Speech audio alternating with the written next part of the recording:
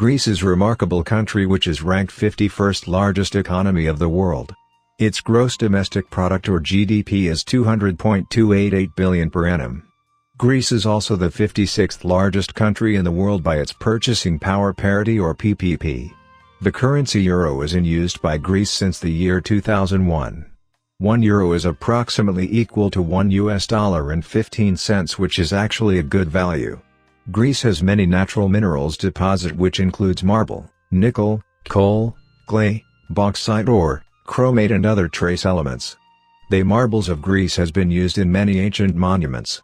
It also has a rich treasure of oil and natural gas. The estimated value of the oil and natural gas present in Greece is said by the Greece government is $600 billion.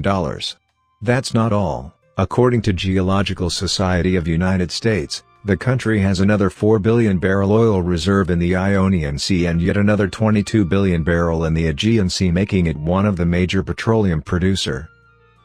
Basic economic facts.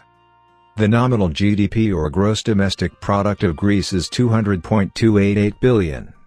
Greece is a member of the European Union. The European Union consists of 28 members in which Greece is ranked at the 17th position by the GDP or country's economy. The economic freedom score of the country is 57.3, making it 115th freest as of 2018 index. Now talking about the Europe region, Greece is at 43 positions among the 44 countries. The overall score of Greece is much below the regional and world's average. The public sector of Greece is still responsible for the 50% of the country's GDP. Greece has made good progress in restoring the microeconomic stability of the country under the guardianship or supervision of its international creditors. Household consumption is one of the major components of the country's GDP, which accounts for 72%.